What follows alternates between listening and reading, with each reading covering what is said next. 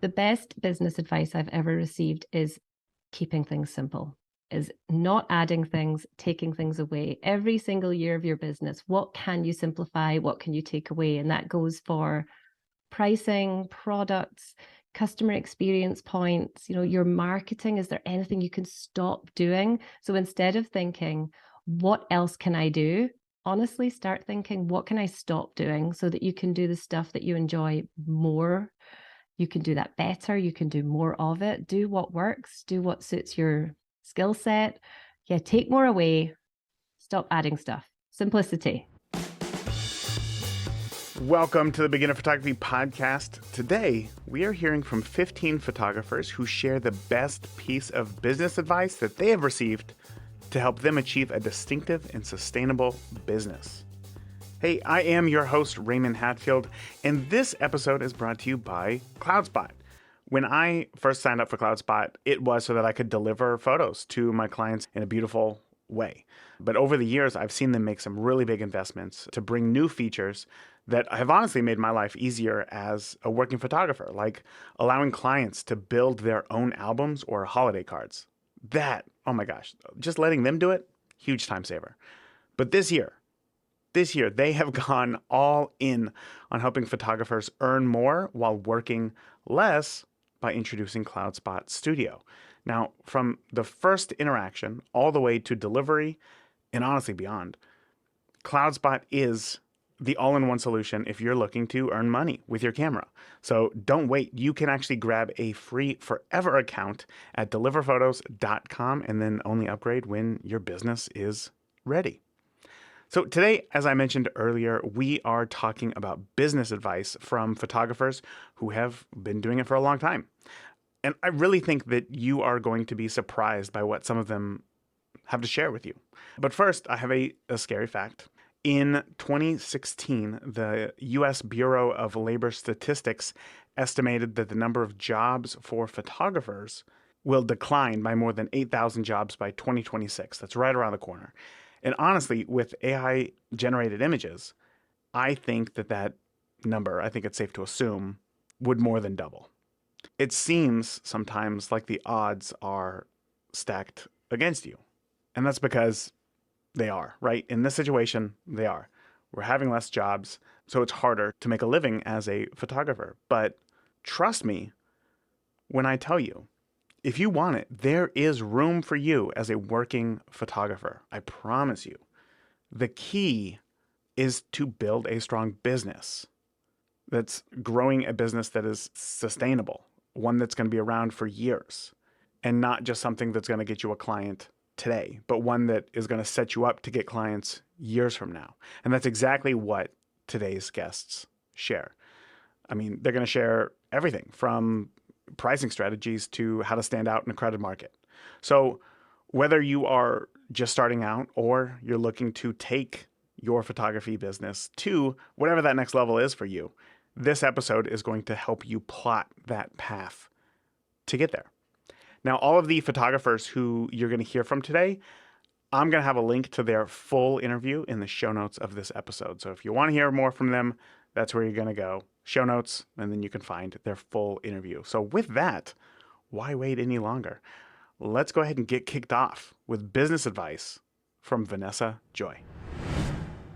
I have a great answer to this, and I've a million times over given this advice too, because it was one of the best pieces of business advice I ever received. Still don't remember who told me it. But every time somebody books your highest package, you raise your prices because they would have paid you more. I can't tell you, literally today after I get off this, I have to go raise my prices because to this day, I still take that piece of advice. And the only time I faltered is when I moved here to Austin, Texas, about 2 years ago now. I was scared because I was moving to a different location and I talked to a lot of different photographers and wedding planners here. And they all told me, oh yeah, like the average price around here is like $5,000-$6,000. High end would be like 8 or 9. So I got scared and I was like, well, I guess I have to lower my prices, which is so against like the second part to that sentence of raise your prices every time someone books your highest package is you never go back down after that. But I did. And I shot a wedding. It was like for $6,000, $6,500. And I gave them like everything, like a bazillion albums and engagement session and all this. But by the time they were done, they spent over $20,000. And I'm like, let's just throw away the fact that everybody told me what it is around here. And I'm going to go back to my regular pricing. And if nothing else, I'm just going to be known as the most expensive wedding photographer in Austin. And I'm okay with that. I'd rather have that than be thrown into the sea in the mix of where the most amount of competition is, right? At the top of the bell curve. So I did. And just yesterday, I booked a $21,000 wedding right here in Austin, Texas, 15 minutes from my house. And now I have to go raise my prices. What I love about the idea of raising your prices when somebody books your highest package, that means that you have communicated your worth to somebody. It means that you're on the right track. So now it is time to bump that up, to prove your worth even more. In a business sense, you don't want everybody booking your top package because that means it's too valuable for them. It's everything that they want at a price that they can justify. And while that sounds great as a consumer, that limits the door to how much you can earn after the fact. Make offerings for everybody. And when somebody books your highest package, raise your prices. I think that this is obviously, as it's important even when you've been doing it for years, like Vanessa has. But when you first get started, that's when it's most important. I remember hearing a photographer once say, after every 5 packages booked, then they would raise the prices like 10% or something like that. That way, you're never stuck in this, oh, is it time to raise my prices? What will people think if I raise my prices? You're already building that plan to growing a business that's going to be around for years. All right, so with that, why don't we go ahead and next hear from Dauss Miller. One of the best pieces of business advice that I've used in my business is focus on the experience of your client. I think more important than creating amazing, technically sound photographs is the experience that we provide our client. So that's from the moment they hear about you or see your first thing out in cyberspace to receiving your entire experience and the final images that you produce. So pay attention to that. You've heard me say it on the podcast before, photography is less of a product and more of a service. And that service is so important the day of, like while you're actually photographing them. Obviously, there's service before the shoot in terms of communication. There's service at the shoot when you are having FaceTime with them, and then service after the shoot as well when you're doing any sort of sales or wrap up or delivery, right? But when you're there in person with them, that is so important. You want to make them feel comfortable. You want to make them feel as if they're doing a great job. They're doing the right things, that they don't look weird, that they aren't experiencing any of the weird things that we notice about ourselves that maybe others don't, but we're hyper aware of them.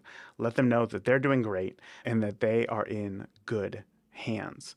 And oftentimes, I have been in situations where I have screwed something up, whether it be the pose or whatever it is, the photo just doesn't work. But when you're there on set and you don't tell them, ooh, that's no good. Like, oh, what are you doing with your hip there? Nope, don't like that. But you tell them, oh, you look great. This is wonderful. Everything's looking fantastic. You guys are doing a great job. We'll make them feel comfortable, less self-aware. And then you know what? You just don't use that photo that you didn't like. Focus on that experience from start to finish. Wonderful. Thank you so much, Dauss. All right, next, let's go ahead and hear from Melissa Miller. Oh, no relation to Dauss. One of the best pieces of business advice that I received was from Deanne Bull, and she's a boutique photographer in Colorado. And she talks about that same idea of how your photograph captures not just the picture, but the moment. And so client experience being a high priority. I think that was something that impacted. I think that it was something that I was already doing, but I didn't have words for it. The play throughout the session is the magic, I would say. It's the experience. This was very much in the same vein as what Dauss was saying. And in fact, my headspace was probably more in Melissa's. what it was that Melissa shared than Dauss. I think Dauss was talking, now that I think about it, more about everything not related to the actual shoot itself, but making them feel comfortable before a shoot, letting them know that they're in good hands by sending them the right information, maybe calling them and making sure that you're all set and they know exactly where you're meeting, sending them a text message with a link to Google Maps of how to get to where you're going afterwards, maybe sending them a sneak peek, all of those things. Whereas with Melissa, especially because she works with children, being there with them in person, that's really the only time that you're interacting with them. Typically, you'd be interacting with the parents before and after the shoot, but still letting them have a good time, making them experience everything that you have to offer while shooting and making it a fun and magical experience so that they will want to do it again. So that next year, when mom and dad say, oh, maybe we should update our family photos, the kids are like, yeah, yeah, yeah, yeah. And then they get excited rather than everybody being like, oh, man, now we got to go sit at a state park and just look awkward at a camera while a photographer fumbles with their settings and makes us feel uneasy. But they're going to be excited and they're going to want to do it, and then they will invest more with you. Wonderful, wonderful tip. All right. Well, this one is from a business expert, right? Somebody who's very well known for their business help and advice and running a successful business. Let's go ahead and hear from Megan Dipiero. The best business advice I got, I'm going to encapsulate it down to this. This is actually my favorite quote that I made up. Don't be nervous, lead with service. And I got this from one of my friends because when I was going out to do this very big business move, I was terrified of it. I started to get super panicky. And she said, Megan, are you going forth to do this because you want to make a name for yourself? Are you trying to really stand out? Is this all about ego? And I'm like, nah, of course not. She's like, that's right. Why are you going to do this? And I'm like, I'm going to do this because I have something that I want to give to the world and I want to serve people and I want to make things better. She's like, bingo. And once I realized that if I lean into service, I can't be afraid. If I just focus on other people and look at how I'm going to make their life better, I will always win. But when we get nervous, it's because we're in a place of ego, fear, and we're letting ourselves be first instead of letting the person in front of us be first. After shooting weddings for 10 years, I had tried a lot of different business marketing ideas, things that I thought would help drum up more business, get people excited, send me that inquiry so that we can book more, so that I can shoot more. But at the end of the day, a lot of those things that I was trying out, when I look at them honestly, I wasn't doing because it would help the client. I was doing them because maybe they just seemed like a really hot marketing trend at the time. Things like having a Facebook chat bot, which in the grand scheme of things was not important. It didn't change the game for me.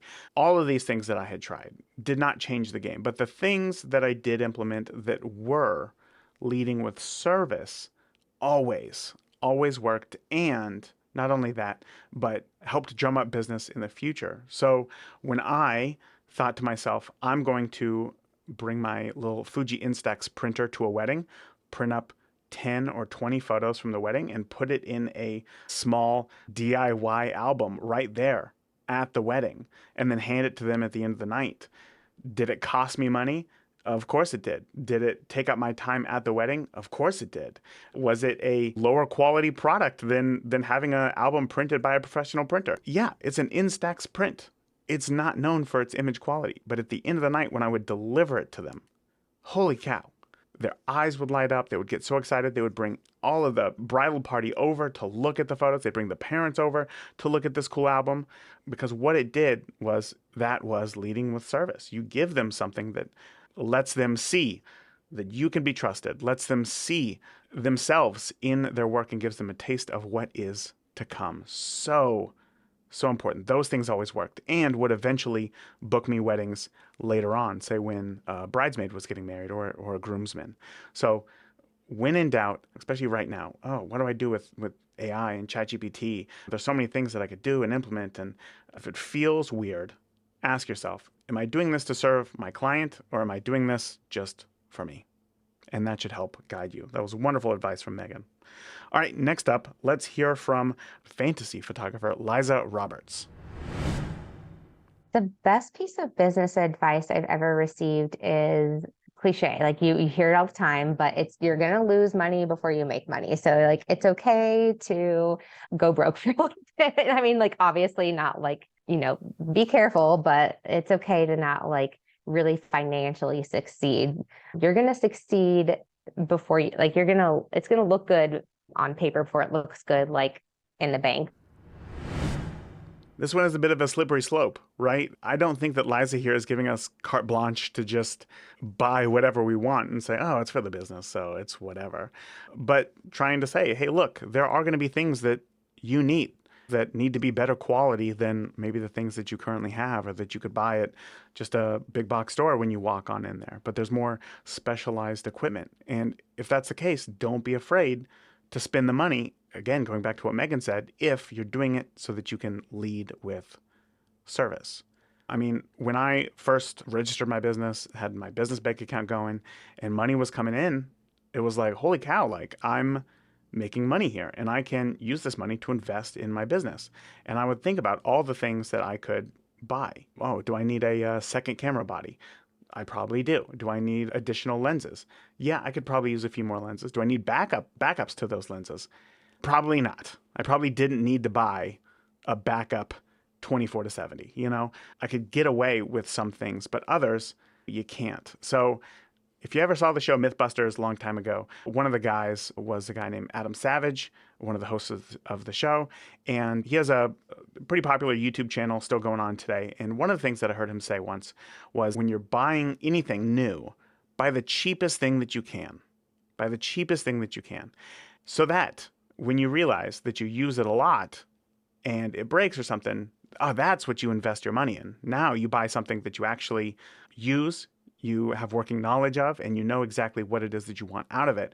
Whereas if you buy the cheapest thing that you can, and inevitably there's going to be some things that you just don't end up using, now you're not out a ton of money. So buy cheap. If it breaks or you need to replace it, then spend the money on it.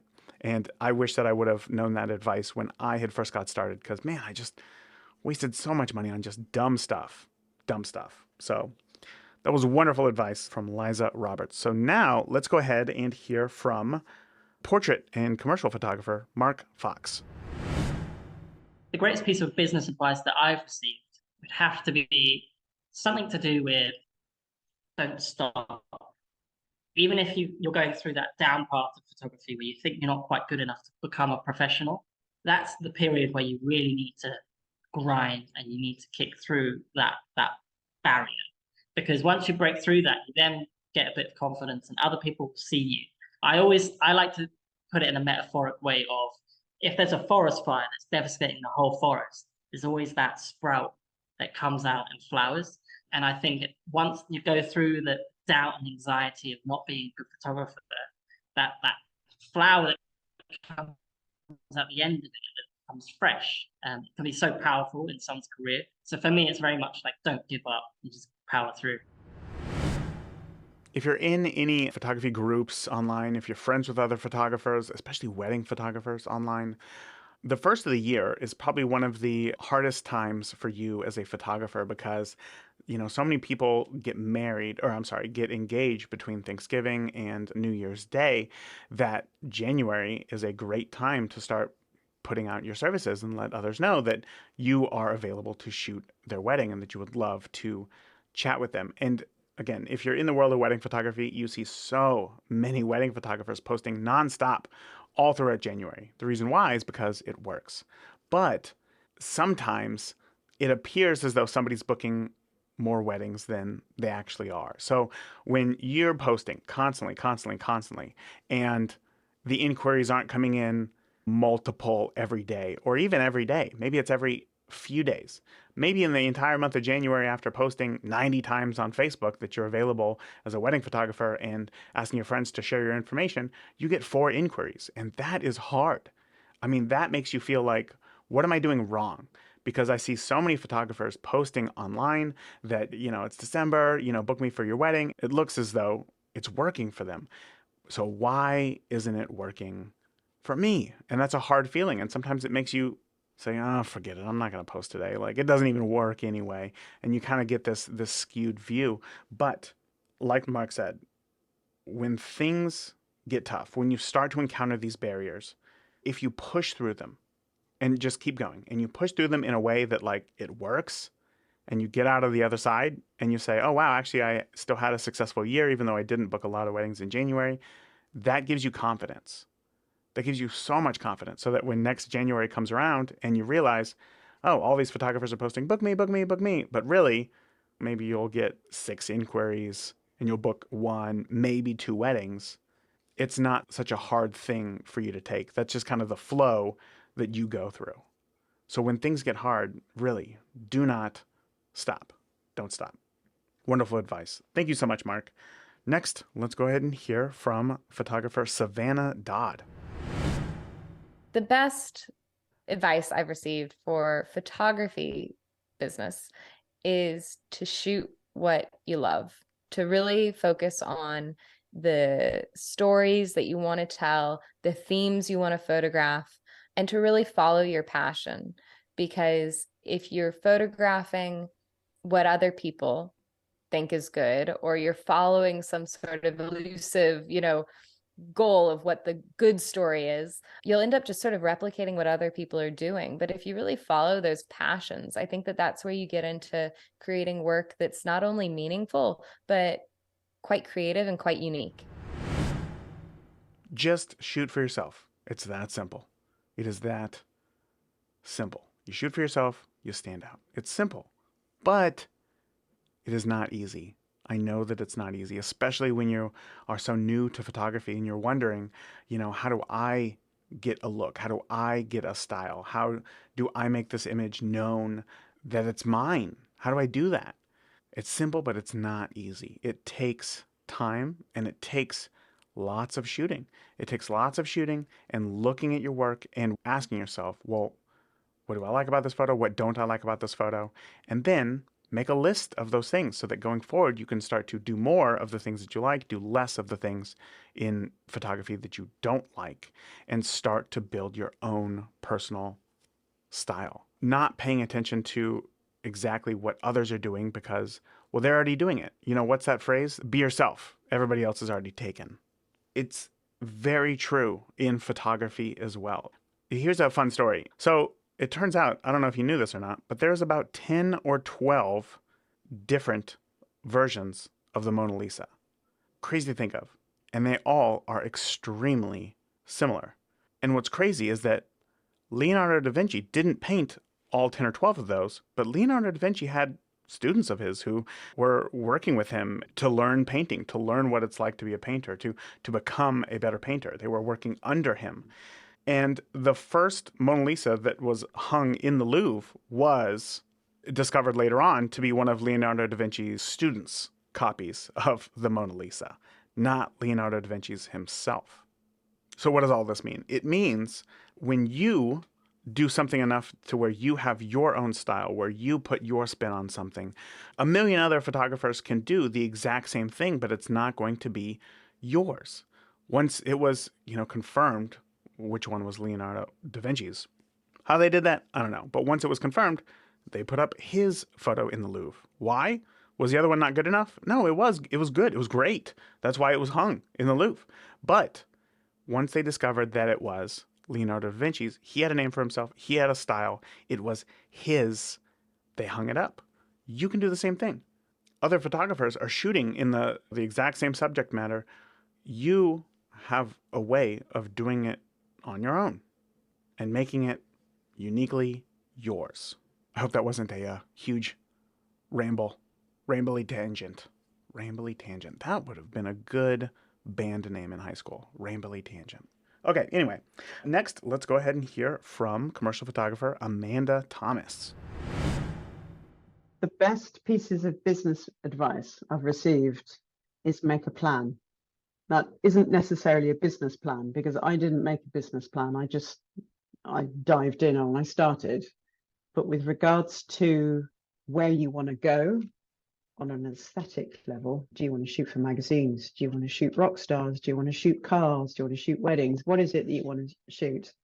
Put a mark in the sand and work out backwards from that point back to where you are now. Work out a path of what can I do to get there? To that point over there. I want to shoot rock stars. So what do I have to do? If you don't know, ask someone. Ask for advice. Make a plan for wherever you want to go. What I loved about that is that it seems so simple, but again, it's one of those things. It's not easy. It is simple, but it's not easy. You know that you want to be a working photographer. Great. What does that mean? Do you want to take product photos for some large company that's just, get it in front of the camera, shoot it, move on, do the next one? Or do you want to create relationships with people? Do you want to do something that has more meaning to you than just some sort of commercial element of photography? You have to figure out what that looks like for you. You have to figure out where you want to go, where you want to be, what you want to shoot, how you want to shoot it, what your business looks like. And one way that I thought about it that really helped me was the first thing I thought of was, well, what kind of life do I want to have, like outside of photography? And for me, it was things like definitely spending time with the kids, going to Dodger games whenever they were around us, whether it was Chicago, St. Louis, Cincinnati, Ohio, Cleveland, having the flexibility to be able to do those sorts of things throughout the year and then planning them out. Our family likes to go and experience new places. So what would it look like? What sort of business would I need to have if we wanted to go on a vacation or two per year and I wanted to go see the Dodgers when they were close to Indianapolis? What would that look like? And then I built the business around that to allow me to do that. But if I just thought, oh, I have to work, I have to get more clients, I have to do this, at all costs. And sure enough, wedding lands on a Father's Day weekend when the Dodgers typically come to Cincinnati. Well, now I can't go because I'm working that day. And you're going to be working to work rather than working to live. So whatever the right answer is for you, only you know. But write that out so that you can start to plan backwards and get there. Great stuff from Amanda. All right, next, let's hear from Steve Ralph. Oh, dear Lord. When I first started in photography, I was given, I started my business. I was given a business guru and he was useless. He was slightly older. He was an accountant. And he basically said, photography is such a wide subject, niche down to something that is for you. It's the genre of photography is so vast and you can't master it all. So niche it down. Be the master of your subject. Yeah, I think that's right for everything, really. Niching down is something that we hear from a lot of photographers. It's something that is just heard in a lot of spaces online. But I think that it's almost written off as well because a lot of photographers like to shoot many different areas of photography, different aspects of photography. But here's the thing. If you want to be in business, people have to know why they would come to you. Can somebody who is a plumber do some handiwork around the house? Probably. But when you need a pipe fixed, would you call just like a regular handyman or would you call a plumber, somebody who specializes in that thing? Everybody uses the doctor example. If you found out that you had a rare heart condition, would you want to visit a doctor who is a specialist in that or just a general practitioner? I mean, however, this is photography. It's not life or death. But I think that you can do whatever you want. But I think that it is smart to niche down in some way, even if it's just in a more broad sense, knowing that, okay, I am a photographer and I do like to shoot all sorts of things, but maybe working with families and kids, I know is an area where I can make a good amount of money in a relatively short amount of work time. And I would like to do that and focus on that, be known for that. If somebody comes to you and says, hey, do you shoot weddings? You can say, yeah, of course. Like, yeah, I'd love to shoot your wedding. It doesn't mean that you have to share it. It doesn't mean that you have to advertise yourself for it. So it's like a bonus. But trying to go in some area where the majority of people will know that that is what you're known for will help you in photography. But again, just because you specialize in it doesn't mean that that has to be the only thing that you're allowed to shoot. I hope that kind of gives some context to this idea of niching down. Now, next, let's go ahead and hear from Mika McCook. My professor, Frank Curry, shout out to Frank Curry, professor at Austin Community College. He said that we should follow the triangle, the cheap, fast, and good, pick two. And You can't be cheap, fast, and good for everybody. You will not be in business for a long time. Also, the numbers don't lie. So if you look at your business from a numbers perspective, then that will definitely change how you charge people and what you charge people. It's nothing personal. This is just what you need to make in order to run your business. So yeah, cheap, fast, good, pick two. That is like my motto: cheap, fast, good, pick two. I remember the first time I heard this concept as well. Good, fast, cheap. You can only pick two. It can't be good and cheap and be fast. It can be good and cheap, but it'll take a long time. It can be fast and cheap, but it's not going to be good. It can be fast and good, but it's not going to be cheap. Figuring out which one you want to be, maybe what area you excel in. Maybe you're really efficient. Maybe you're really, really good at building systems and being able to pump people through like school portraits, sports portraits, anything like that that is more high volume. And that is fast. And most families who are there, you're probably going to have the best luck by charging relatively low rates compared to if you were to just work one-on-one with somebody. So it can be fast and cheap, but you might have to miss out on the good element, meaning all of your photos aren't going to have that expressive emotion or moment in them. And that's fine if it makes you the money that you want, if that builds the business that you want to have. But good, fast, and cheap. You can only pick two. Only pick two. So good. All right, let's hear now from Anya Puhlman. I would say the best piece of business advice I've ever received was to not base my prices on anybody else but myself. So my prices are set the way they are because I include my cost of doing business, which means everything that goes into my business needs to be paid for, all subscriptions, buy a new kit every couple of years or whenever, all the tools, books that I buy, and my computers and everything. And it can also pay for my life.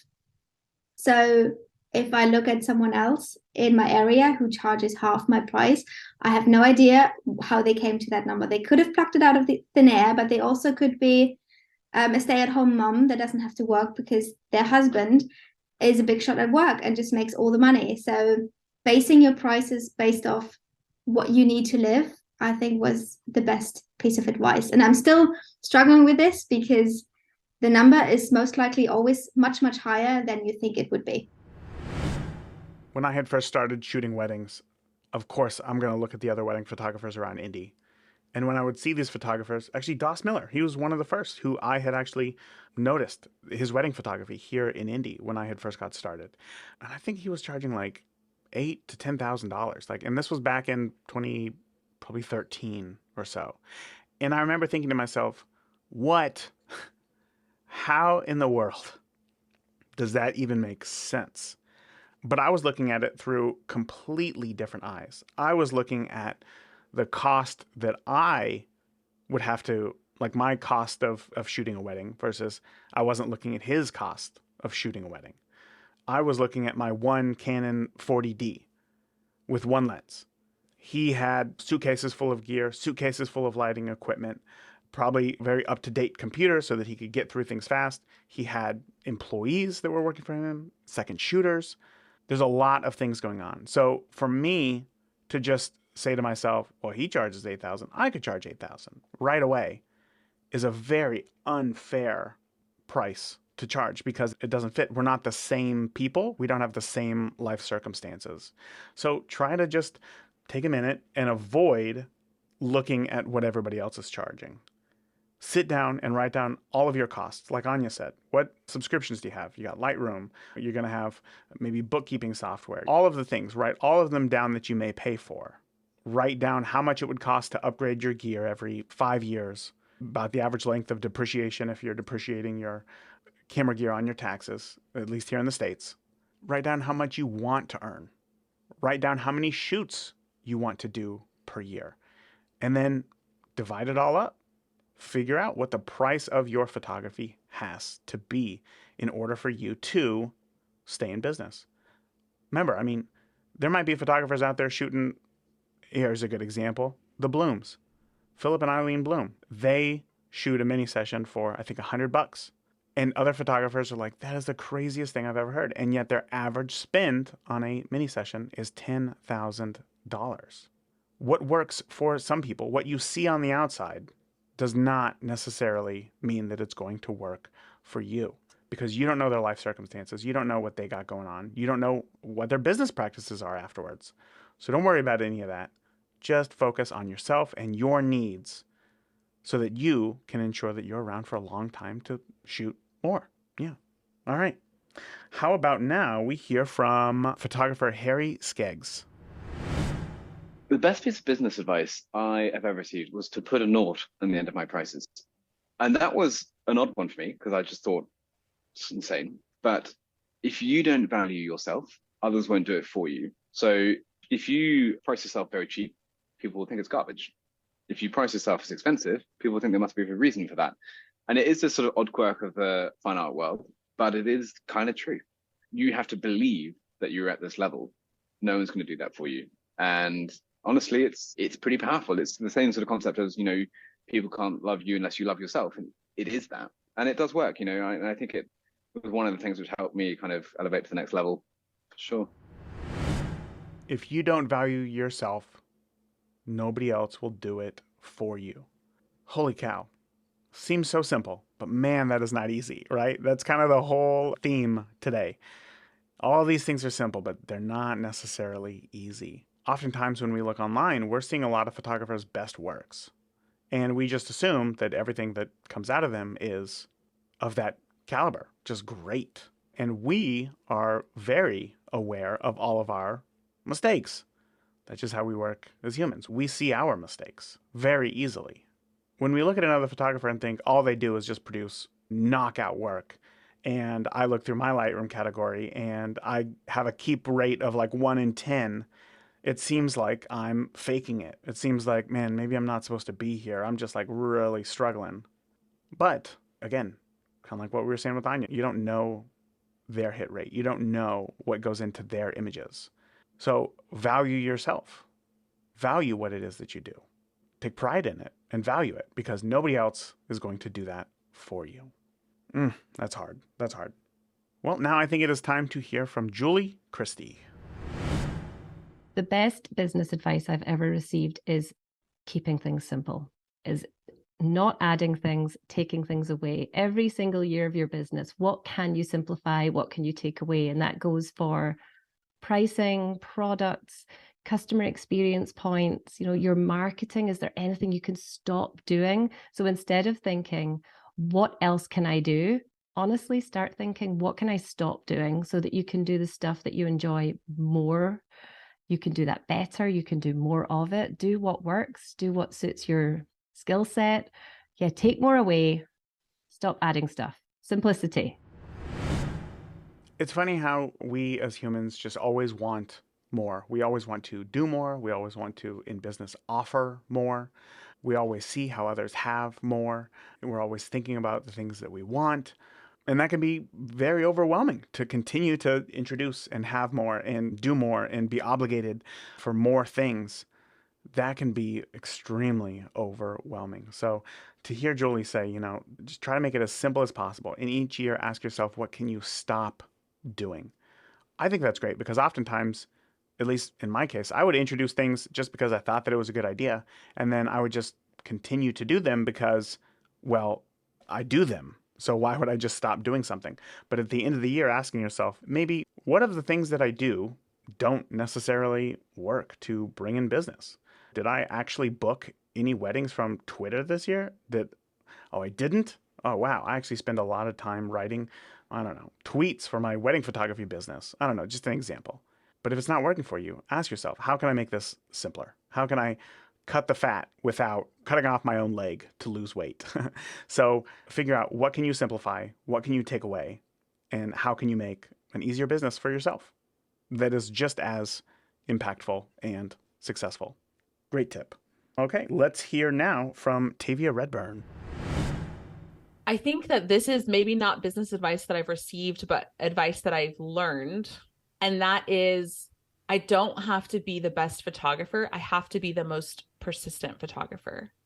Meaning, as long as I continue to show up whatever that looks like, and I don't give up, I'm going to be successful and I'm going to meet my goals. The only way that I'm going to fail is when I give up. Everything in my life that I've applied this concept to has always been some of the most successful things that I've done in my life. And one of them is this podcast. You know, this is not the best podcast in the world. This is not, from a technical standpoint, from a, I don't know, research standpoint, from a production standpoint, the best podcast in the world. And yet, you're tuning in right now. You found it. You're listening. People tell me that they get help from the podcast. They say it teaches them stuff, maybe in a way that is more easy to understand than others. But if I went at this with the goal of being the best, man, that is a lot of pressure. So rather than that, I just show up. I just interview people. I chat with them. I edit those episodes and I share them with you. Could I be doing more with the podcast? Absolutely.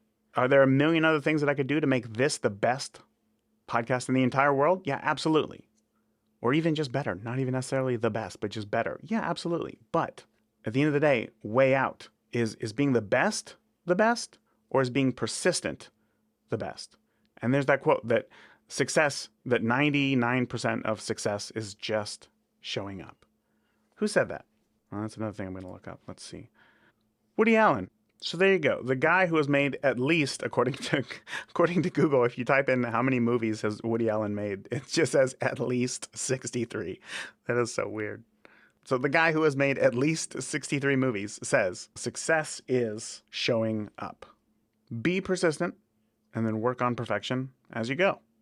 All right, now last up, let us hear from wedding photographer Gary Pope.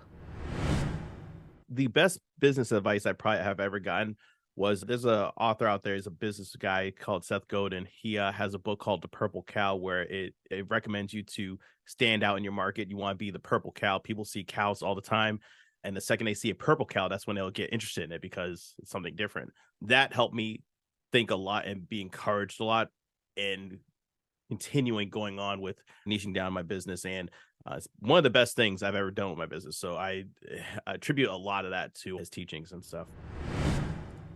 Be the purple cow. How can you be a purple cow?